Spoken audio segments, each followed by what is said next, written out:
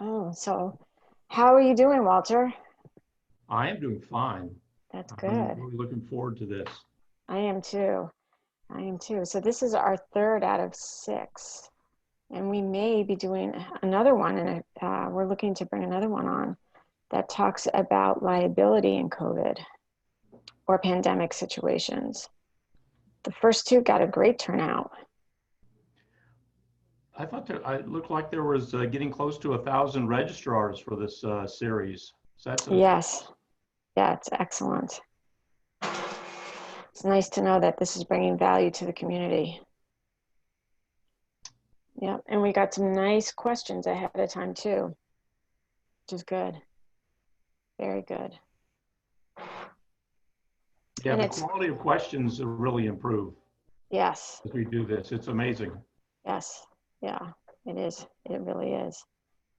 And it's been nice that the uh, the weather has cooperated with us. We've not had to contend with the attention of any storms. That's true. Yeah. I had a quick scare just before this. I heard that our power went out for 5 hours over the weekend at the office. Oh no. Had nothing to do with weather. It had to do with them doing the power company doing maintenance on the line out in front of the building. And I hope they don't plan to do any today. Yeah, sometimes taking care of things causes a disruption. Yeah. Yeah. I was on a call last night about 8 o'clock, and I had a beautiful lightning storm outside the window. So it was every time it would pop, it would sort of catch my attention, which was a little distracting, I'm sure, to the other people on the Zoom call. But it was so close to the window. Yeah. Lonnie, welcome. Welcome. Welcome. Thank you. Yes. Thank you. Yeah. So we'll give it another minute or so and then we'll start. Yeah. So Lonnie, you saw that we were up to like 964, I think, in registrants, or 962. That's fantastic. Yeah, it's wonderful. Really, really great. And I think in another week or so, I think we'll have a conference call with a gentleman who is very interested in pulling together a webinar on liabilities during a pandemic from the insurance side. Okay, that's good. Yeah, yeah. He said he would definitely like to present it as part of the SBA series or SBA score series. So we'll have more to offer this audience. Yeah. That's great. Nice, yeah. All right, so I'm going to kick it off. So welcome everyone. Thank you for joining us on this beautiful Monday, at least here in this part of Florida. I am welcoming you to the third in a series of 6 webinars presented in partnership with the South Business Administration, the U.S. South Business Administration, South Florida District, and SCORE, South Florida District. We are here with Walter McCracken, PhD, from the SCORE Pinellas County chapter, to present Analyze Your Strengths, Weaknesses, Opportunities, and Threats. I'd like to introduce you to Lonnie Koyama, Lead Outreach and Marketing Specialist from the U.S. Small Business Administration, South Florida District Office. Lonnie is the Lead Economic Development Specialist for the U.S. SBA in South Florida.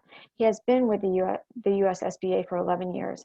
Lonnie's duties involve fostering economic development with business organizations. In addition, he counsels businesses and then connects them to resources to help them start and grow. Prior to the work with the federal government, Lonnie had a long private sector career that includes extensive management and supervisory experience with several national realtors over an area encompassing several Western states. He also served 4 years in the United States Marine Corps, where he was honorably discharged. Lonnie, thank you for your service, and please take it away. Thank you, Corinne. The Small Business Administration learned about this SCORE webinar series, Close, Survive, or Thrive, several weeks ago. We were so impressed, we asked SCORE to do the series again for all small businesses in our South Florida counties. The class today was developed and will be instructed by Walter McCracken.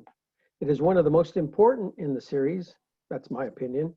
It is one of the most important in the series because it is asking you to do an analysis of yourself and your business. Do you have the right stuff? Back to you, Corinne. Thank you. We are fortunate to have Walter McCracken here with us today. Walter's professional contributions are in technology-oriented companies in business and program management, mainly in the aerospace industry. Currently, in addition to SCORE, he is a director of program management for a small but rapidly growing engineering firm that supports the defense industry. His prior corporate experience has been in such companies as General Electric, Lockheed Martin, Eagle Picture Technologies, and Advanced Bionics. Walter has co-founded or founded several businesses ranging from an analytical lab to a specialty battery manufacturer to an entertainment consulting firm. He earned his PhD in material science from the University of Florida, his MBA from the University of South Florida, and his bachelor's in mechanical engineering from General Motors Institute.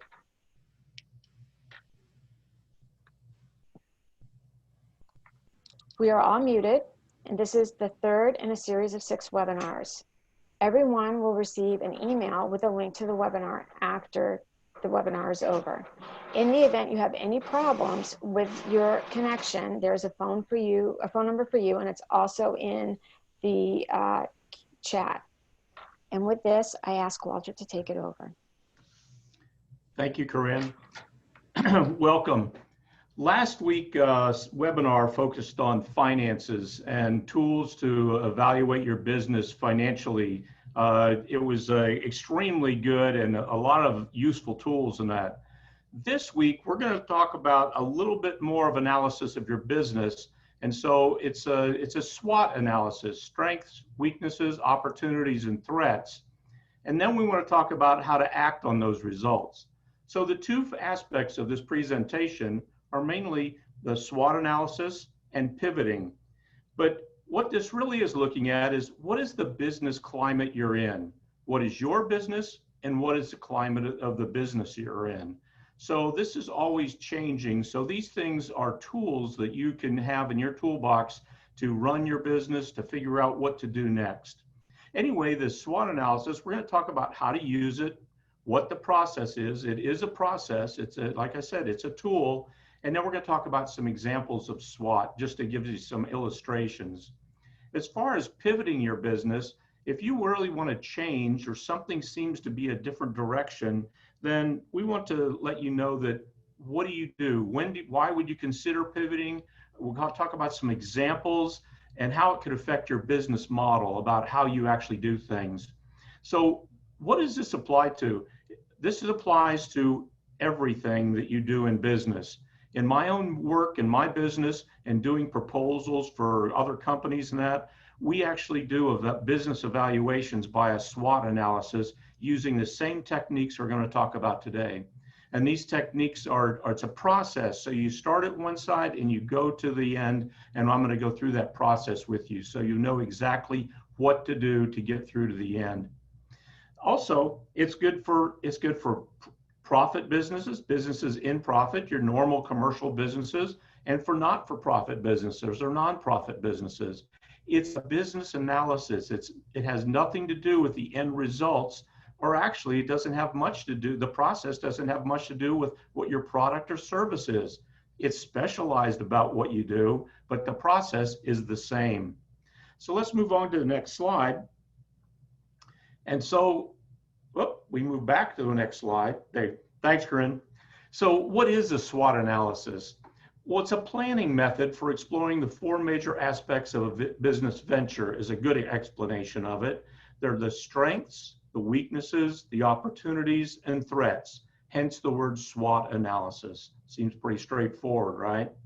So this information can be interpreted numerous ways. You can do a detailed report. You can do a 5 pages on each one of those and list everything out, longhand, describe it, have graphs, charts, and that. You can shorten it down into a quick presentation of that. But what I'd like to show you today is a 1-page kind of SWOT analysis template that's used quite often. You'll see it often. I've got it up in the corner of the slide. That kind of just shows how it'll be laid out. And using that kind of graphic, you can also use your evaluation when you do your analysis. So it can be used to explore the critical aspects of an organization. It can look at projects. It can look at products. Like I said, I use it for projects or contract evaluation. It can be used as your product launch. Maybe you want to put a new product out. What is that? How does that going to show up? It can also even be, about your reputation, goodwill. What if you're thinking about doing an IPO or going public or selling the business? You want to know really where you're at and what do people think about you? So it could be used for something like that also. Again, it's a very universal tool, but it's very specific in the way it's done. And it's used because it's simple. It's a very simplistic way of doing it, but it's extremely valuable in its simplicity. So project management practices extensively use this as you're going through during a planning and monitoring phase, wanting to know where you're at and where you need to go. So let's go and focus on the analysis from a customer's perspective. I'm going to emphasize a lot about the customer in this whole presentation, because if you're not thinking about the customer in your actions and the way you evaluate your business, then you're missing the object of being in business. It's all about your customer. What do they think and what do they need? Those two questions or those two perspectives is really everything about your business. So let's go to the next slide and we're going to talk about it a little bit more. This is called a customer-focused approach. Who are your targeted customers? So who are you really going after? One of the things I've seen before is there's a whole distribution of kind of customers.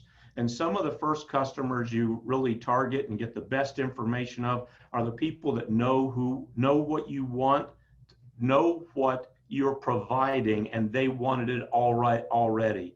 So a lot of your target customers are people close to you, but then you have to grow that so you have enough customers that are sustainable, and so you have a business that can thrive on a big marketplace. But then there's also those people who are not your customers.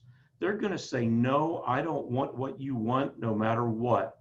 Maybe you're a cheesemonger and you have a great cheese chop, specialty things and that kind of stuff, but there's some people that just don't like cheese.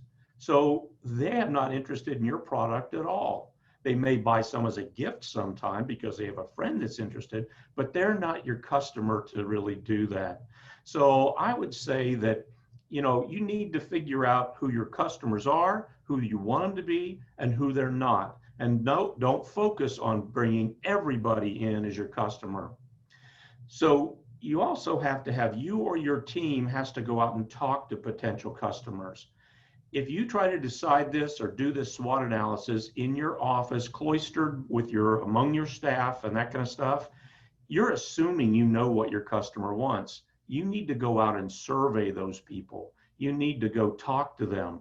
It doesn't have to be always in person, but you need to reach out and talk to them about their business. What do they think is your strengths? What do they think your weaknesses are? What do they say that you're missing opportunities so that you get a lot of information from your customers? So don't underestimate your customers. And you get into their mindset. After you listen to them a while, you start thinking like your customer thinks. What do they want? What do they think about what you're doing? And then when you do your brainstorming, you want to be in that mindset because that's part of the SWOT analysis approach.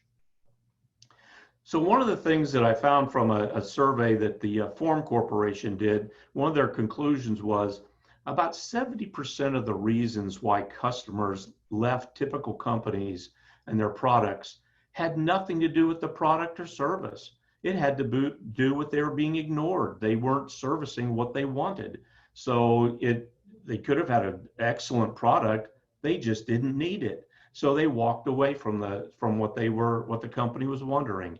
So you've really got to get in tune with your customer and get a customer-focused approach to your business. If you have that in your business, there's many aspects of your business that will be very successful. Let's move on to the next slide. Now I'd like to go over the overall SWOT template.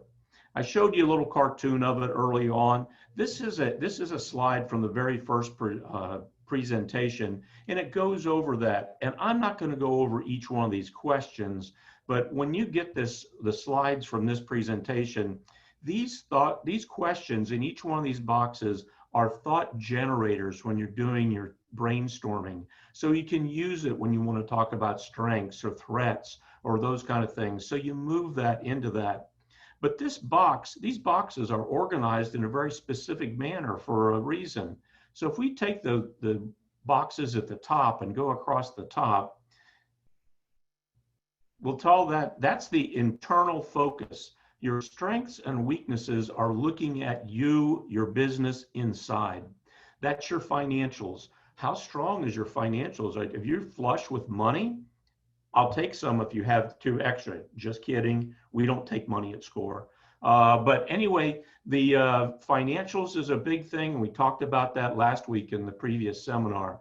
What about your equipment? Are you fully equipped? Do you have the most modern things to do that? Do you have a point of sales equipment that really spits out information, collects information, and so you can communicate about your customers and with them?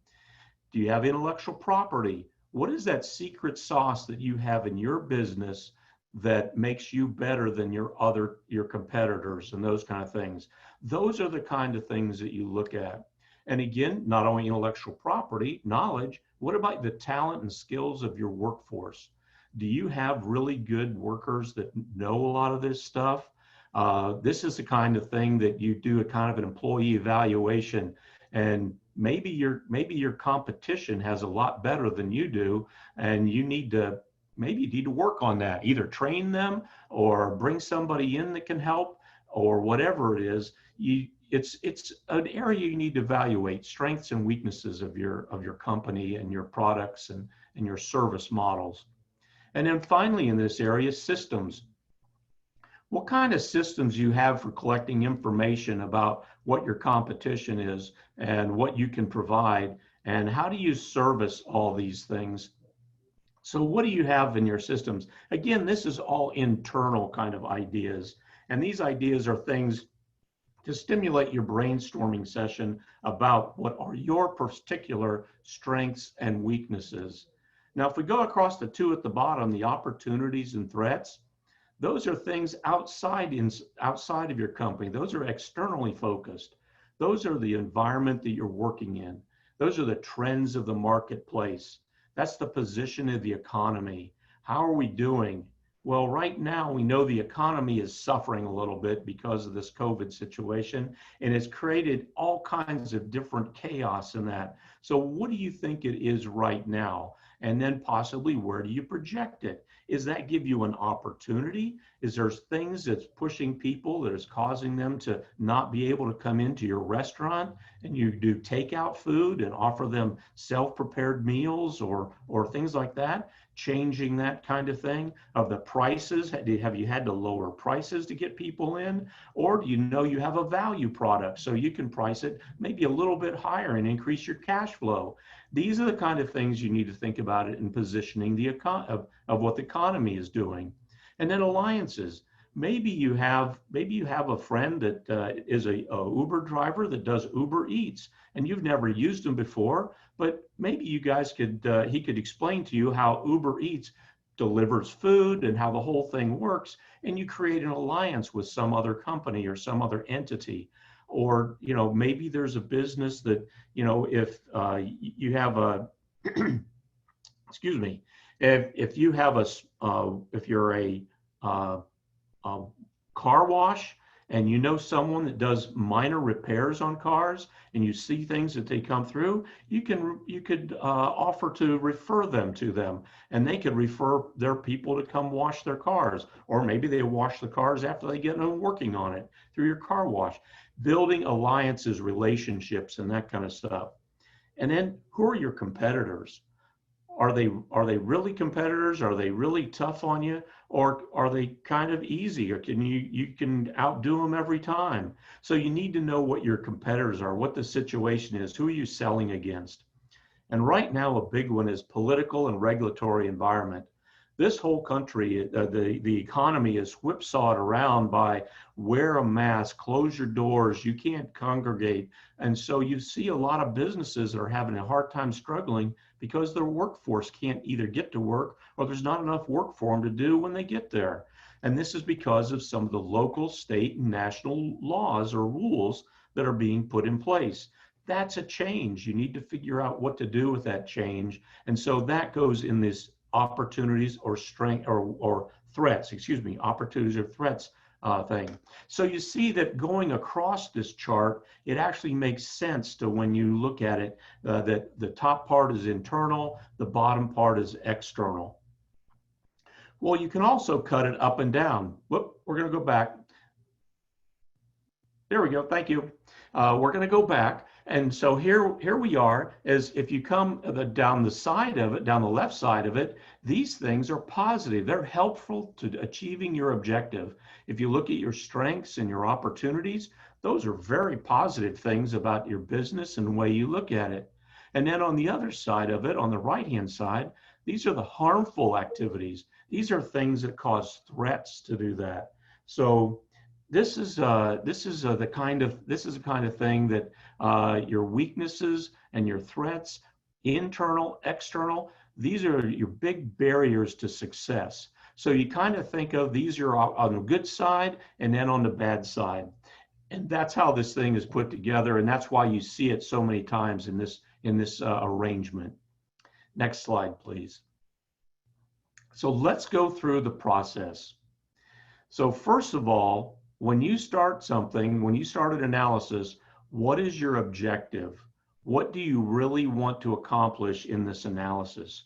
Do you want to understand where you are in your business today?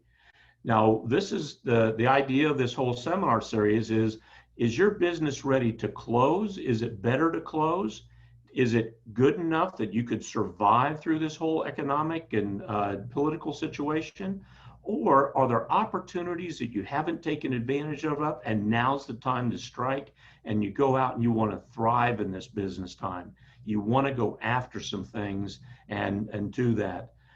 So you need to come up with what's your objective right now. And it probably is, where am I in my business? Where is my business in the environment that I'm in?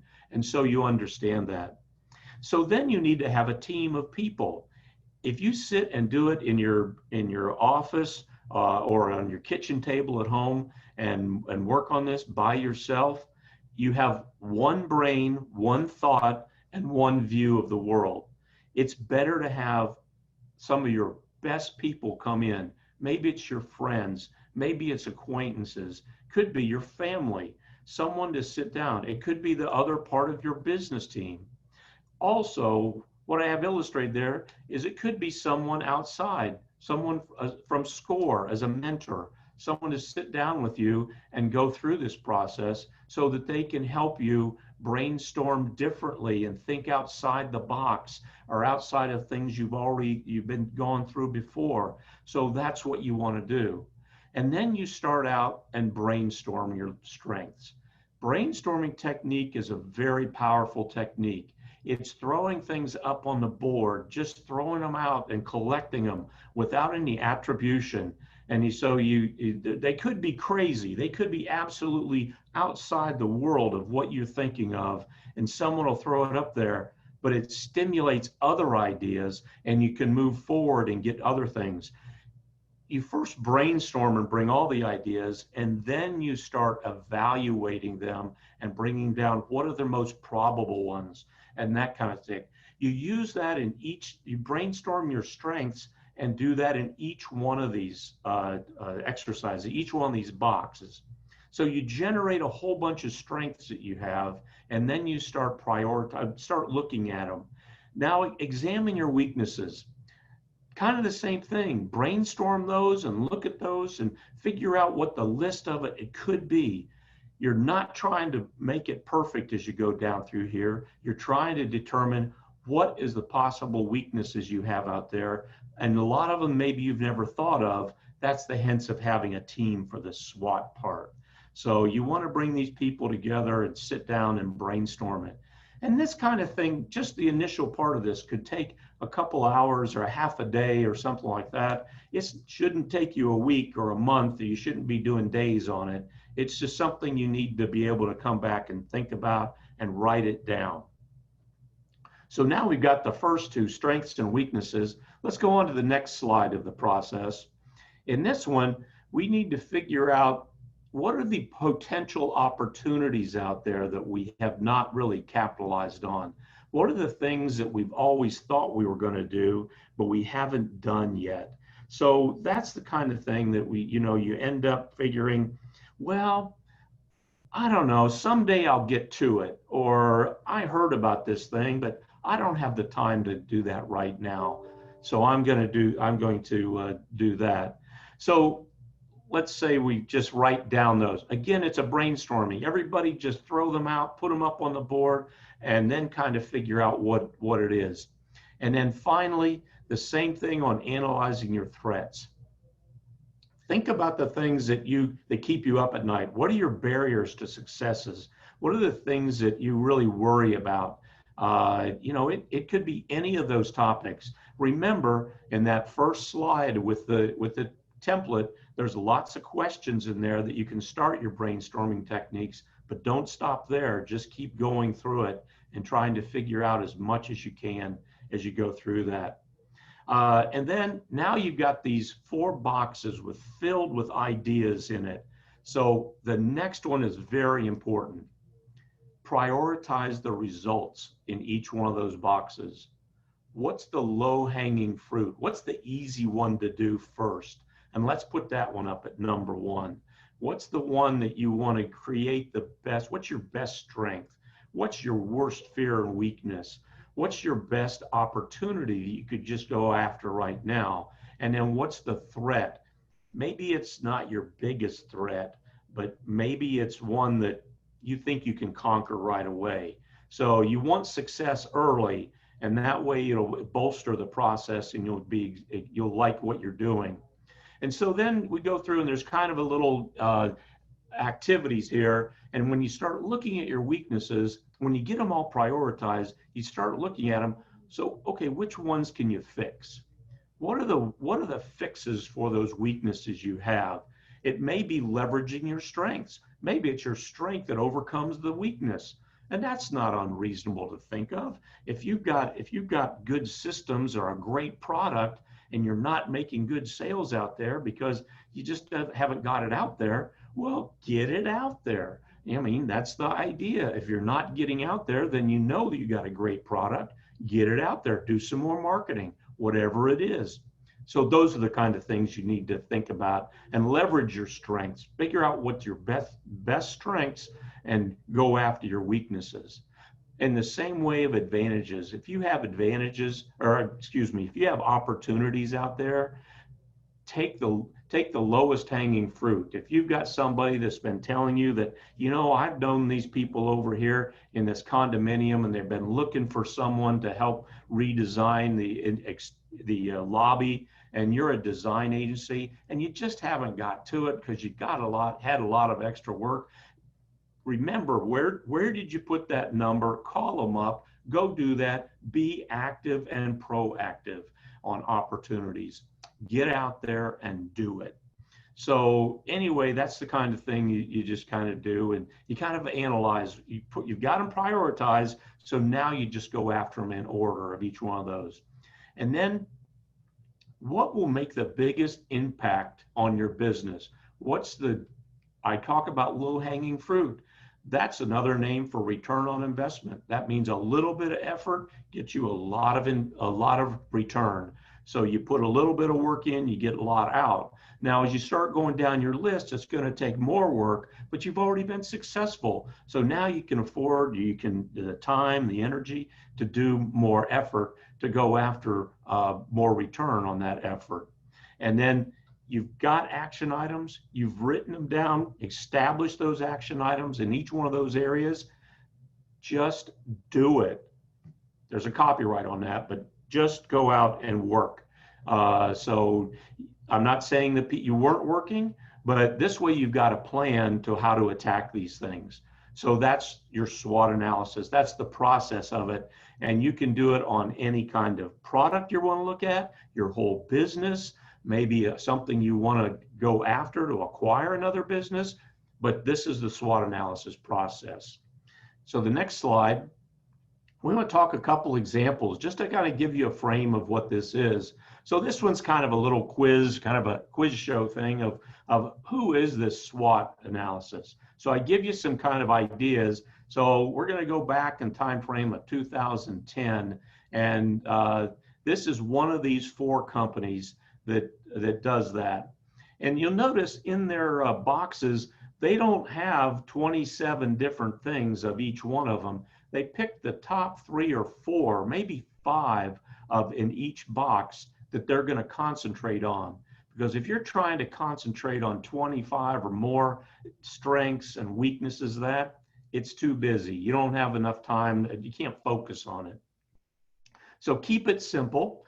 Keep it, boil it down to the top 4 or 5 maybe things. So let's talk about this company and see if we can figure out who it is. So first of all, they got a great brand reputation. They've acquired a couple little businesses.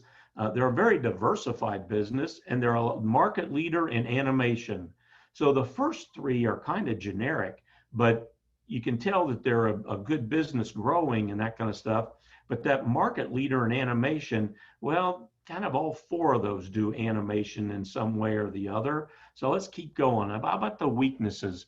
The change in viewership. So obviously animation viewers, they're in the movie or some sort of TV or something like that thing. So let's see what they are. The decline in cinemas sounds more like movies than that, but lack access to the web viewership platforms. So it looks like that's a weakness. So the industry might be moving in that direction as we start going through that. We're starting to hone in on this.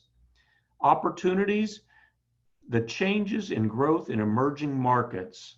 So the market is changing, and emerging markets, we talk about one down at the bottom, China, and some of these other areas. So they're a multinational company going after everything.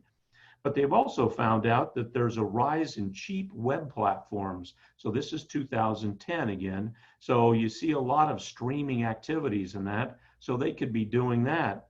And the movie production and the movie production and the movie production and viewership in China, well, that's kind of really growing area. So that's someplace they're targeting.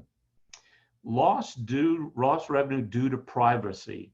That's also due to China. They're copying all these things, and they're getting to that. And the popularity of competitor companies. So as you go through this, and then the very last one, changing animation trends. Well, Pixar can't be changing animation trends because they're leading the animation trend. And Lucas Lab is also a great animation company, so it's probably not them. So we knock out those 2. And growth and popularity, Sony was really good at this time, but Disney was kind of lagging. So what did they do? They went out and bought Pixar later on, and they brought those guys in and really increased their popularity. So the company is obviously from this, and but kind of told you it's Walt Disney. And so you look at this and you look at how what they were in 2010. Boy, have they changed now. They took some of these things and they went after the privacy stuff. They went for the, come up with new technology. They bought animation company. They went after Sony and the popularity of what they were getting. And they just kind of really, right up to this point, kind of really took off and did well.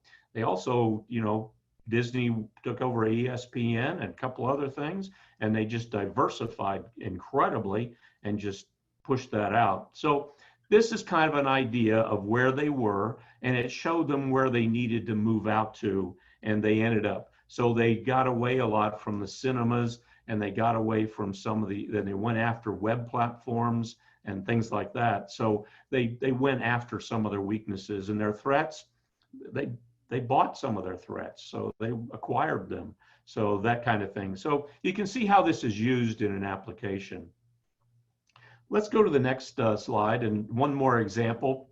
And here it's not a guessing game this time. We're just going to talk about Starbucks. Starbucks, and this is this is back a while. So again, this one we can all remember back when they were the largest coffee chain in the world, and they had a great track record. They were getting a little bit of bad publicity about the expensive coffee and the issues that they had. And they had some coffee bean price fluctuations that they're having a real trouble with. And, you know, when I said that the top ones here, and you got to think about these in context, the top ones here, that weakness is supposed to be internal. Well, internally, the fluctuation, the natural fluctuation in an agricultural product is a weakness in the financial aspect of the business. If they can't count on something that's going to be, which is a commodity that keeps changing up and down with the weather or the climate, the political climate in countries, this becomes a weakness in the particular financial area. So it's not really so much as an external force they're looking at in this way, but it's an internal financial thing they look at it. So anyway, that's just a minor aspect of looking at these charts of how you use it. It's your own personal way you look at it. But opportunities, they were continually expanding. They hadn't got to a Starbucks on 2 of the 4 corners at an intersection yet, but they were getting there. The rising demand for coffee in South Asian markets was really pushing them into that area of the world. And they extended their supply range. They went out and found other suppliers, try to mitigate that weakness, but they extended where they were supplying, where they're getting their supply of coffee and those products. So the threats they had was rising coffee bean prices. All the commodities were increasing. And you may have remembered that they had a trademark infringement. That little logo they had, everyone liked it, and they either put they had the same kind of green logo in it, and then they would put something in the middle, and that would be just like look like Starbucks, but it wasn't really Starbucks. And so they had to fight that, and so that kind of stuff. And they had imitation products that people were copying, their bottled coffee and everything else. And they had a very weak patent rights in the expanding market, and they knew they had to go after some of these things. So they had to work on that. But just think what they did. Now Starbucks, they don't just sell coffee. They're more of a cafe with all kinds of food and cold beverages, a wide variety of things. Matter of fact, if you go into a Starbucks, it's sometimes even difficult to find out what coffee they are serving because of all the other things on their menu boards that they have. And so it's an interesting dynamic. They changed completely from just a coffee shop to these other things to try to get out of that. And they aggressively went after the trademark infringement and increased their patents on things so that they could do well and protect their company. Next slide, please. So after you've completed your SWOT analysis, let's say you've already gone through all these things, and after you've completed your SWOT analysis and you've got to make some decisions, you got information, so now what do you do with it? So there's several things you can look at this. So this is what we start out is, first, how do you use your strengths to take advantages of new opportunities? So your strengths are your key. That's your big hitter. That's the stuff that you can do better than anyone else or better than most. And so that's great. So you've got to go after the other 3 boxes with your strengths. So you got to go after those new opportunities. You've got to go after that market. If someone you think wants it, you've got to take it to them. You've got to block the possible threats. You got to go after them. Attack the threats with your strengths, and then minimize the risk to your weaknesses. So again, if you've got something you take your strengths and see how it marries up toward your weaknesses and go after those. Again, it's your return on investment. What's the best things to go back to give you the biggest return? And then how do you treat your weaknesses to reduce the impact in your future? How do you mitigate your risk? What do you do to reduce the impact to your business on that? And can you eliminate them at the source? Disney went out and bought Pixar and brought it in. So how do you do that? And then we talked about what opportunities provide you the best return on investment and which threats have the higher probability of occurrence. Okay, it's your biggest risk. They're most likely going to happen. How do you go after them? And then after your SWOT, you can determine whether you're positioned. You can determine whether you're positioned to close. And sometimes closing is the right answer. It's the least interrupting and the best solution to do that. I'm not saying you need to close. I'm saying look at it. Maybe there's other opportunities over there that are better suited for your strengths and the opportunities you have. What you have right now, you just can't make it. But maybe you can. Maybe you just need to survive and apply these techniques to know what to do and go after it. Or maybe you're the few fortunate people that are really in a position to go out there and really thrive in this business. If you're in a grocery store and if you're in a hardware store, my goodness, they're so crowded with customers now. It's hard to keep the 6-foot safe distance in those places. And so they have to figure out how to manage the big business that they've got coming in and keep it going. So I've got an example here of this guy that was a sail maker. And what he did is he couldn't make sales in this environment. And when I say sales, like sales for sailboats, he couldn't make sales in this environment. They just weren't selling. He just wasn't doing it. But he had cloth, he had people that sewed, they made things that were specialized. So he started making masks during this pandemic. He took what turned to be an upside down business and turned it right side up, at least for now, by making masks and selling them in the marketplace and offering them because he had material, he had talented labor, and he had a good marketing thing. And so he started selling his out, and he turned around and started getting his profits back in and the cash flow. And he's predicted to weather this storm, pardon the pun, that's going on right now from the COVID-19, just this way. So he did something. He said, I want to try something different with what I've got, and I want to make money doing it. So what is that? That's let's go to the next slide, and that's called pivoting. So pivoting is an entrepreneurial word now. It used to be called I'm going to change my business and I'm going to go after something else. If you'll remember that there's a lot of companies that have changed over the years, that they've done different things. It's now the common term is pivoting because it really talks about changing direction. You've evaluated things and you said, I'm going to change direction. But this Patrick O'Malley, who's the chief product officer at Open Classrooms, is a website. He described it, and I thought this was a nice, concise way of talking about it. Pivoting is a structured course correction designed to test a new hypothesis about a product, service, and a business model. So here he's talking about changing a business model that you have to have and create. So one of the things about this is you have to come up with a hypothesis. So that's a 50-cent word for I've got to have an idea of what we're going to be doing. So I've got to come up with this vision of what we're going to be doing about a product or service, and then I've got to come up with a model on how I'm going to go about doing it. So what if your data shows that your current business model is unsuccessful? This is the one that will either close or maybe just thrive. You've got to make some changes to do that. So you may be unsuccessful at your definition of success.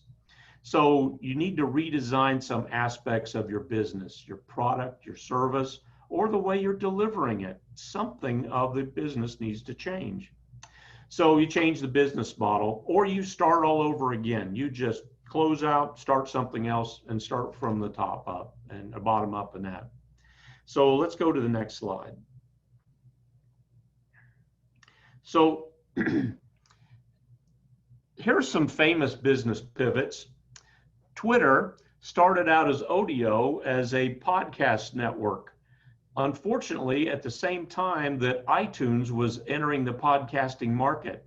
So they decided to change to a model to do, let's do updating and microblogging and just tell people what I'm doing. And Twitter started out doing that, and it became highly successful, and they're doing this. They no longer podcast, they just jumped away from that because they weren't going to be able to go up against iTunes when they started because they were already established. They decided to do that. The Groupon started out as doing a social funding site, and they would, once they got so much funding, then they would actually deliver the contributions to the charity that they were going, but they had to get up to, say, $10,000, or they just gave the money back. They said they wanted to make sure there was enough support for that idea before they'd give it back. Well, then that didn't work. That was fine, but they found out they could do the same thing with businesses. If someone said, hey, I want a massage of this new business, and they got enough people signing up for it, then they got the business to offer the coupon, and they sold them the coupon at that price. And that unlocked the discount. Total different project, but they pivoted to what they were doing. And our good friend Starbucks started selling espresso makers and coffee beans very first off, but on a trip to Italy, he saw the cafes that were there, and he was just amazed at the environment that they had and how they really liked that. And he wanted to create that back in Seattle. So he went back to Seattle, took espresso makers and the beans he had, and made his own little cafe right there. Well, he started with one shop, and poof, now Starbucks are everywhere. So these are pivots. People change their business to go after something else. And that's the kind of thing we do. But take from Winston Churchill. It said a lot of famous things, but I like this one. To improve is change. To be perfect is to change often. And if you've seen a lot of businesses over the years have changed from a lot of things to what they are today, big businesses, small businesses, it's a secret to success in many ways. Next slide. So what would your business model look like into this COVID-19? Short-term, long-term? What's the business environment changing to? You've got to look at that, incorporate that into it. So then how can you protect your existing revenue? Can you partner with someone? What else can you do to generate revenue? How can you modify customer experiences? These are all thought questions when you're starting to think about pivoting. And what do you have to do to change in pandemic regulations? I mentioned restaurants are delivering food, carry out food, and prepared meals to carry out. And then other thing, funding sources. What are the funding sources you can get? Loans, grants, and that. And we're going to have SBA is going to talk a little bit about that afterwards. And so we'll do that that's for you. And then finally, SCORE has resources, and we talk about those resources a little bit later too, quickly. And SCORE offers a lot of resources that you can get nationwide. It's a nationwide organization. And so anywhere you live, you have SCORE help that you can get. Let's now go on to that. So here's another thing, rethinking your business model. First of all, we talk about getting more customer, define what who your customers and what they are. They want to customers tell you what you can sell because they're the ones buying it. And then what do they buy? So look at what they're buying and see if you can provide more of it. If there are things that go with that go and over on this side, are there other products to go with what you're selling that you could sell those same customers so they have one stop to get most of that? So those are the kind of things, another thought questions that we're providing in this. Next slide. And then how can you increase sales? Let me hit right to your customers again. What's your relationship with your customers? Do they have loyalty, trust? Well, if they'll buy that, why don't you ask them what else they would like to have in that vein, if so that you can add on products. And the quality, you need to have quality. Everyone says they want to have quality, but your customers perceive your quality. And convenience and speed. I mentioned if they want to buy something else that's similar to what you have or works with it, bring it together. Bring other things that they would want to buy, so they're faster, more efficient, and they have time savings. All these things build into increased sales. But there's only 3 ways really to increase revenue: expand your client base, grow your products or services, or raise your prices. Now, I'm not crazy talking about raise your prices, but are you discount pricing the things that you're selling? Are you selling them less than what they're really valued at, just because you want to have, you think your customers need it that way? So there's many examples of where people have priced things that they're selling below what it's worth, and so they could raise their prices. So again, there are seminars in SCORE, online seminars about pricing your product. And so you can get help on these things from many different sources. SBA has some sources, and SCORE has sources for some help. Let's go on to the next slide. And then adding to your businesses, what other services and what other products can you offer? And these are some points to think about as you're going through that. And as Charles Darwin, a true survivalist, as there ever was one, it's not the strongest of the species that survive, nor the most intelligent that survives. It's the one that's the most adaptable. And here in this little picture, you have a guy that's delivering products so you can stay at home. And that's what really brings the money in, when you're actually servicing your customer and giving them what they need. So next slide, please. Let me wrap up this seminar. We're getting close to the end here, and just kind of go through this. We talked about 2 different things. One is a SWOT analysis, and the other was pivoting. The SWOT is a tool to analyze where you are, to focus on the customer's mindset, and to look at internal and external factors. And it's actually a process. So I went through the process so you know how to do SWOT. There's no reason you can't do a SWOT analysis. And then if you think you need to pivot with your business, change your business, how can it be different? And here's some ideas of how you can do that. But finally, I just want to thank you for listening to the seminar. I really appreciate this and hope you take away a few useful ideas on analyzing and changing your business. Now, in summary, I'd like to say about some of these resources we talked about. One, these resources will be in the handouts that are in the webinar. SCORE has created a comprehensive portal that you can go to this. And the SBA has some programs about funding. You can go here. The CDC actually has some guidance for business. And if you're in Lee County, there's Lee County Cares. And for legal issues, there's another one. But to find a mentor all across the nation, you have Find a Mentor for SCORE.org. Now, locally, the next slide shows some of these mentors. I happen to be in Pinellas County, and that's the SCORE chapter that I belong to. But these are the SCORE chapters in the Southwest Florida by county or region that you can go to with their exact contact information. Let me move over to Lonnie, who's going to talk about SBA resources. Thank you, Walter. Thanks for the excellent presentation too, Walter. That was really good stuff, and with more to come. The first link on this particular slide is a way to find either an SBA office or one of our resource partners, including a SCORE office that may be in your geographical area, or a small business development center, women's business center, or veterans business outreach center. The next link is to sign up for SBA newsletters and events. So if you sign up for that, you will find out about the latest news from the SBA related to disaster loans, or webinars taking place throughout South Florida, or wherever you are. When you put in your zip code, it will inform you about activities in your area. The next link is to the SBA disaster program. The economic injury disaster loan program is still open, so that link will take you to that. If you want to follow us on Twitter, earlier Walter was talking about Twitter, so if you want to follow us on Twitter and get our micro blogs, that's where you would go. And then on the bottom there, YouTube, we just started uploading videos, or is it downloading? I'm not sure. Anyway, our latest videos are there on YouTube. Next slide, please.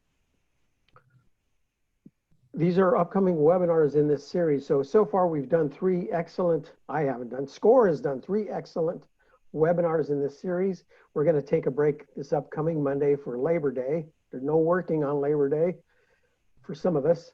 And then the next 3 webinars in the series will be taking place. Again, these are all taking place on Mondays, and Mondays at noon.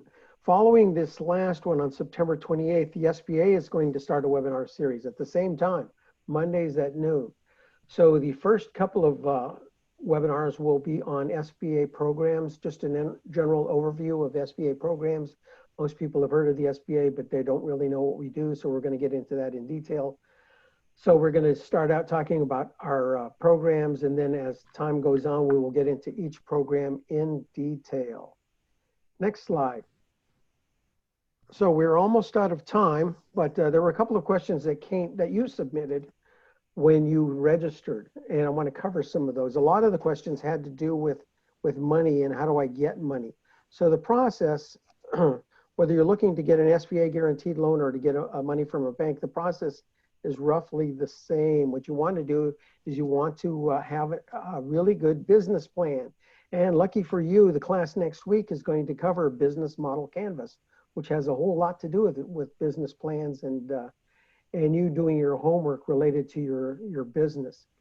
But the way it works as far as loans is, the good news is just about every bank in the state of Florida does SBA guaranteed loans. When you go to talk to the banker, you can't really ask them for an SBA loan. You're just going to talk to them about a loan in general. One of the great things about our SBA resource partners, though, is that all of them can help coach you through the process on how to get a loan. They can coach you through the process of developing your business plan. So they won't write your business plan for you, but they can coach you through the process. They could show you what needs to be updated on the plan. They can also help you related to financials, because a banker is going to want to look at your financials, whether you're an existing business with existing financials or a startup business with projected financials. Our SBA resource partners can help you with that. Also, before you go talk to a banker, you want to make sure you have your financial house in order. It's all about risk when you go to talk to any lender. So you need to show that you are a good risk, and it makes you a lot more credit worthy. Another set of questions came in related to grant funding. And grant funding for startup capital, I'm not aware of any grant funding for startup capital. There may be some in some particular local areas, but there isn't any from the federal government. There was some grant funding that came out to just about every county in the state of Florida through the CARES Act. So one of the requirements is you couldn't have received a paycheck protection program or an economic injury disaster loan. But if you didn't get either one of those, then you should check with your county. And so if you did a Google search and put in the name of your county and then CARES Act grants, then you could probably find the phone number to call about grants in your particular area. And with that, back to Corinne.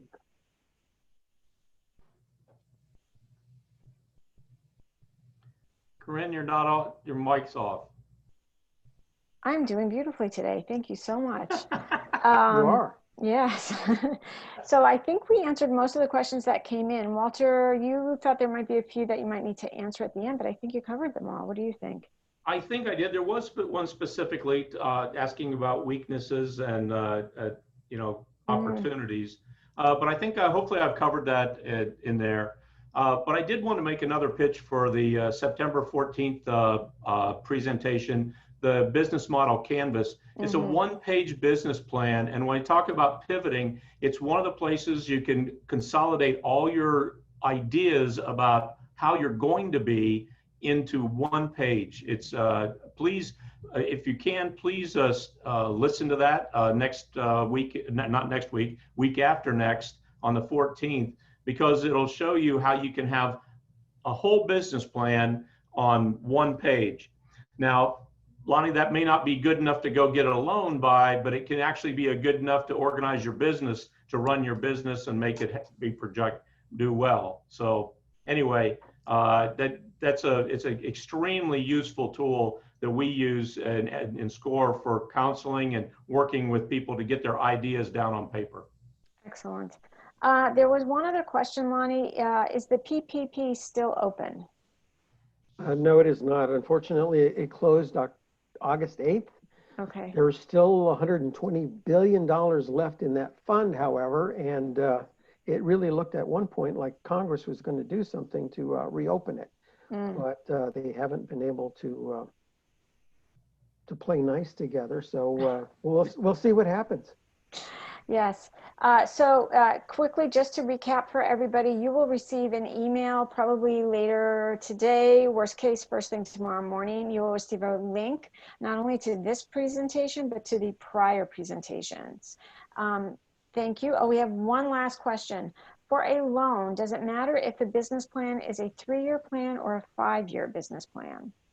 I don't really think it matters. And just to add to what Walter was saying earlier about the business model canvas, that the business model canvas is an excellent tool to add to your business plan. I've heard several lenders tell me how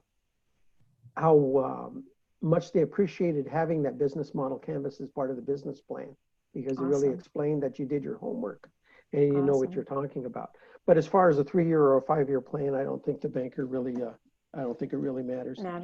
No. Okay, great. Well, thank you, Walter. Thank you, Lonnie. Doug, no pressure for 2 weeks from now, but you got to have something. Okay. Every time we say it's the last, here we go. Can you direct me to the IL resources? And IL stands for what? Joyce, what does IL stand for? And then somebody asked about UDR or URD or ULD. And if they're still on the webinar, could they tell us? Illinois. I think, Joyce, you go to the SBA website and you put in your zip code for Illinois and it will redirect you. That link that I talked about earlier about with local assistance, it works nationwide. Yep. And the same with SCORE. If you're looking for a mentor in Illinois, you can do the same thing. You can put in your zip code and it will do the same thing. Okay. We're going to call it for the 3rd time. Is this it? Going once, going twice. Oh, wait. We have one more new message. Hang on. Let's see. Thank you. Nope, we're good. All right. Thank you, gentlemen. Thank you, Corinne. Thank you, Walter. Thank you. Bye. Bye.